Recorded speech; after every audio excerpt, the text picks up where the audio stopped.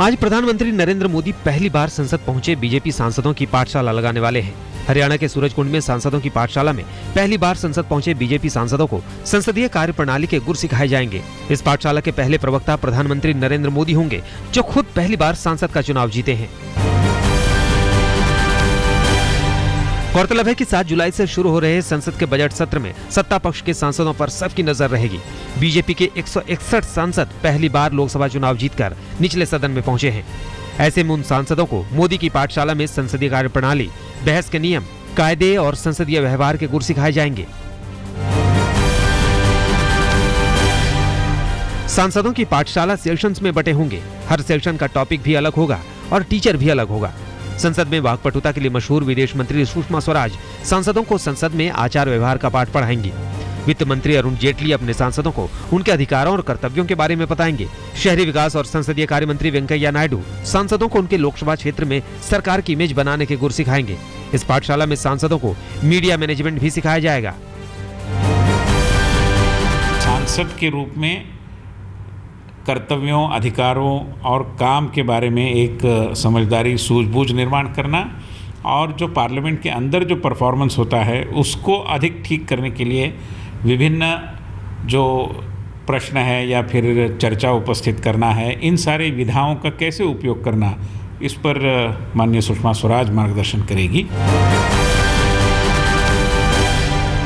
केंद्रीय स्वास्थ्य मंत्री हर्षवर्धन ने कहा है कि उन्होंने कभी भी सेक्स एजुकेशन पर पाबंदी लगाने की बात नहीं कही है।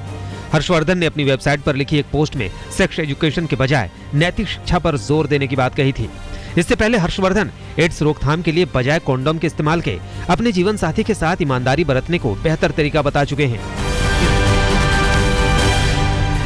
सेक्स एजुकेशन पर पाबंदी लगाने वाले बयान पर केंद्रीय मंत्री के खिलाफ महिला संगठनों ने मोर्चा खोल दिया। सुभाषिनी अली ने कहा है कि स्वास्थ्य मंत्री नैतिकता का पाठ पढ़ाने के बजाय देश की स्वास्थ्य की बात करें। वहीं कांग्रेस ने भी स्वास्थ्य मंत्री को इस मुद्दे पर घेरा है। केंद्रीय मानव संसाधन विकास मंत्री स्मृति ईरानी ने कन्या भ्रूण हत्या पर बोलते हुए कहा कि केंद्र सरकार कन्या भ्रूण हत्या को रोकने के लिए जल्दी ही नई नीति बनाएगी और उसे शीघ्र लागू किया जाएगा। उन्होंने कहा कि बेटी को पढ़ाने से पूरा परिवार शिक्षित होगा। उन्होंने बताया कि जब वो पैदा हुई थी तो एक महिला ने उनकी मां को भी बेटी की हत्या करने की सलाह दी थी। ऐसी मानसिकता को बदलने की जरूरत है। स्मृति भोपाल के मॉडल स्कूल में बच्चों को कन्या भ्रूण हत्या के खिलाफ जागरूक कर रही थी। और जब मैं पैदा हुई थी तो मेरे परिवार में मेरी माताजी को ये संकेत दिया गया था कि बेटी बोझ है, इसे मार दो तो ही तुम्हारा जीवन सफल है और सुखी है। मैं आज सार्वजनिक तौर पर अपनी माँ को धन्यवाद देना चाहती हूँ कि उनमें इतनी क्षमता थी, इतनी शक्ति थी, भले ही जेब में पैसा ना हो, कि उन्होंने अपनी बेटी की हत्या नहीं की।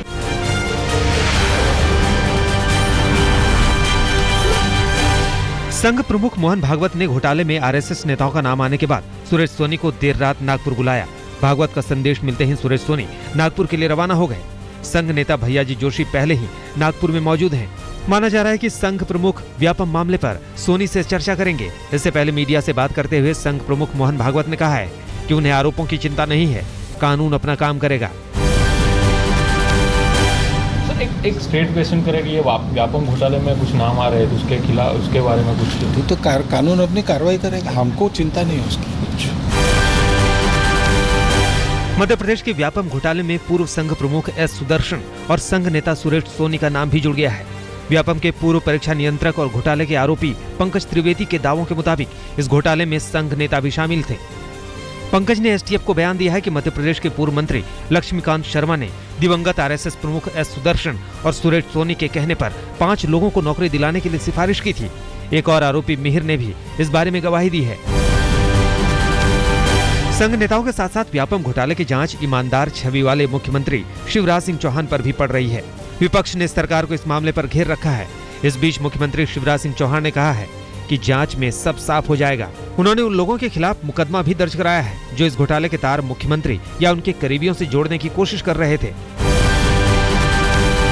मैं बता चुका हूँ, स्पष्ट कर चुका हूँ, जहाँ आवश्यक है वहाँ कानूनी कार्रवाई करने का काम कर रहा हूँ। लेकिन ये डर्टी ट्रिक्स डिपार्टमेंट जो कांग्रेस का है वो इस तरह के आरोप लगा रहा है जो बेबुनियाद हैं, निराधार हैं, तथ्यहीन हैं और इसलिए जो स्थिति है वो सारी स्पष्ट है। अब कांग्रेस तो अब कुछ तो करेगी, तो यही करेगी कीचड़ उछालने का काम। अरबों के इस घोटाले पर विरोध प्रदर्शन करते हुए सड़क पर कांग्रेस के कार्यकर्ता भोपाल पुलिस से भिड़ गए। पुलिस ने कांग्रेस कार्यकर्ताओं को तितर बितर करने के लिए वाटर कैनन चलाई। पुलिस की गिरफ्तारी की चेतावनी के बाद भी कांग्रेस कार्यकर्ता विरोध प्रदर्शन पर अड़े रहे। अरबों के इस घोटाले में अब तक 400 लोगों को पुलिस ने गिरफ्तार किया है। मंत्री से लेकर अधिकारी, प्रिंसिपल, छात्र और दलाल एक के बाद एक गिरफ्तारियां हो रही हैं। इस बीच बीजेपी नेता संघ के बचाव में उतर आए हैं। यूजीसी और डीयू के बीच FIUP पर जारी विवाद खत्म हो गया है।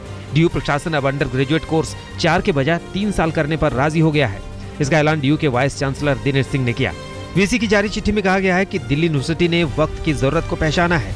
यूजीसी के आदेश के मुताबिक डीयू ने FIUP को वापस लेने का फैसला किया है। लिहाजा डीयू के सभी कॉलेजों में साल 2012-13 सेशन की तर्ज पर दाखिले की प्रक्रिया सोमवार से शुरू होगी। पुराने कोर्स को लागू करने के लिए डीयू वीसी ने कमेटी बनाई है। इसके लिए डीयू के वीसी ने 12 प्रिंसिपल्स की एक कमेटी बनाई है। इसके अध्यक्ष DDU कॉलेज के प्रिंसिपल SK गर्ग होंगे, जो प्रिंसिपल एसोसिएशन के चेयरमैन भी हैं, जबकि बीटेक और BMS पर फैसला यूजीसी करेगा। हालांकि इस कोर्स पर संशय बना हुआ है। बीटेक 4 साल का होता है, जिसे घटाकर 3 साल नहीं किया जा सकता। यूपीएससी में सिविल सर्विस एप्टीट्यूड टेस्ट को खत्म करने की मांग को लेकर शुक्रवार से प्रधानमंत्री आवास के नजदीक धरने पर बैठे छात्रों को पुलिस ने लौटा दिया है। छात्र प्रधानमंत्री से मुलाकात कर अपनी समस्या उनके सामने रखने पर अड़े थे। हाल ही में जारी हुए यूपीएससी परिणामों में 1122 छात्र छात्राओं में हिंदी माध्यम से कुल 26 उम्मीदवार पास हुए हैं। प्रदर्शनकारियों का कहना है कि सिविल सर्विस एप्टीट्यूड टेस्ट की जटिल टेक्निकल भाषा के चलते हिंदी माध्यम के छात्र पास नहीं हुए। CSAT के खिलाफ तुगलक रोड थाने पर प्रदर्शन कर रहे छात्रों को पुलिस जबरदस्ती बसों में भरकर वहां से हटा रही है। इनकी इतनी मांग थी कि एक बार ये प्रधानमंत्री तक इनको पहुंचने दिया जाए, ताकि ये अपनी बात आगे रख सके, ये बता सकें कि किस तरीके से यूपीएससी के एग्जाम में हिंदी भाषी जो छात्र उनके साथ गलत हो रहा है, ये वो करना चाह रहे हैं। और यहाँ पर पुलिस ने पूरी तैयारी कर ली और चारों तरफ से जो बसें हैं वो यहाँ पे लगाई गई।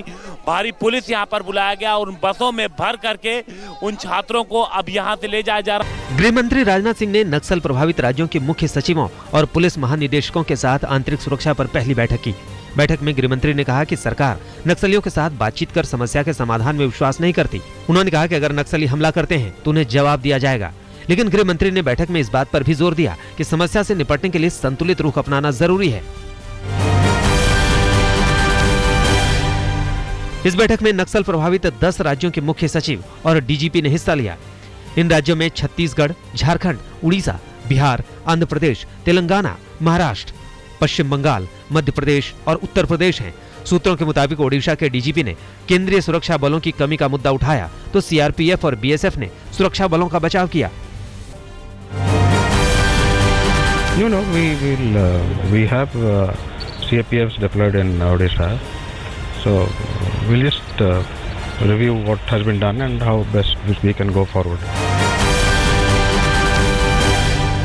भारत चीन के बीच पंचशील समझौते की 60वीं वर्षगांठ पर बीजिंग पहुंचे उपराष्ट्रपति हामिद अंसारी ने अपने समकक्ष चीन के उपराष्ट्रपति ली युआचाओ से मुलाकात की। दोनों देशों के उपराष्ट्रपतियों ने पंचशील समझौते के सिद्धांत को और मजबूत करने की बात कही। भारत से गए प्रतिनिधिमंडल में वाणिज्य और उद्योग राज्य मंत्री निर्मला सीतारमण भी उपराष्ट्रपति के साथ मौजूद रही। कांग्रेस आलाकमान ने फैसला किया है कि महाराष्ट्र और हरियाणा के मुख्यमंत्री नहीं बदले जाएंगे, जबकि असम के मुख्यमंत्री को बदलने या ना बदलने पर अभी कोई फैसला नहीं लिया गया है। गौरतलब है कि तीनों राज्यों के लोकसभा चुनाव में कांग्रेस का खराब प्रदर्शन रहने के बाद आने वाले विधानसभा चुनाव से पहले सीएम बदलने की अटकलें तेज थी। लेकिन अब महाराष्ट्र के सीएम पृथ्वीराज चौहान और हरियाणा के सीएम भूपेंद्र सिंह हुड्डा की कुर्सी बच गई है, जबकि तरुण गोगोई पर फैसला अभी बाकी है। राष्ट्रपति प्रणब मुखर्जी ने नागालैंड के राज्यपाल डॉक्टर अश्विनी कुमार का इस्तीफा मंजूर कर लिया है। अब मेघालय के राज्यपाल के पॉल को नागालैंड का अतिरिक्त प्रभार सौंप दिया गया है। उधर पश्चिम बंगाल के राज्यपाल MK नारायण से सीबीआई ने अगस्टा वेस्टलैंड VVIP हेलीकॉप्टर घोटाले के संबंध में पूछताछ की। गौरतलब है कि एनडीए सरकार नारायणन पर भी पद से त्यागपत्र देने का दबाव बनाया है।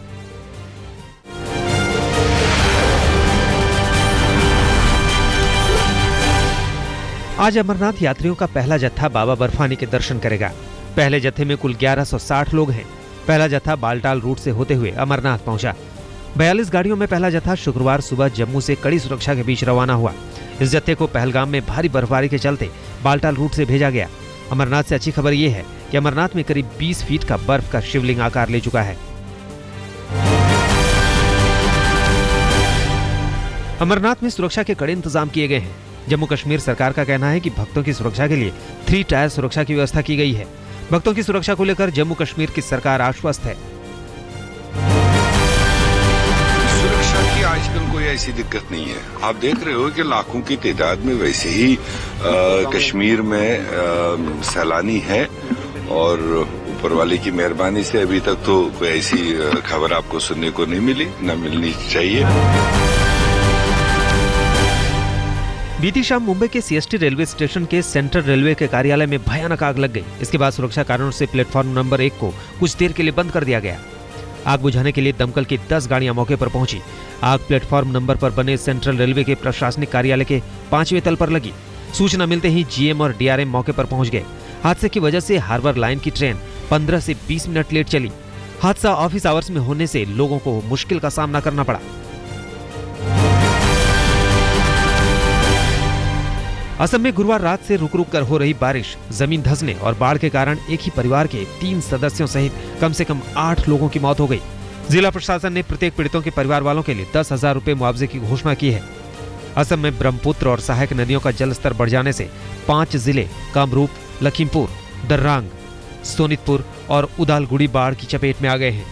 एनडीआरएफ की टीम बाढ़ पीड़ितों को बचाने और राहत सामग्री पहुंचाने के काम में जुटी है। बाढ़ से अब तक 25,000 लोग प्रभावित हुए हैं। 10,000 लोगों ने राहत शिविरों में शरण ले रखी है।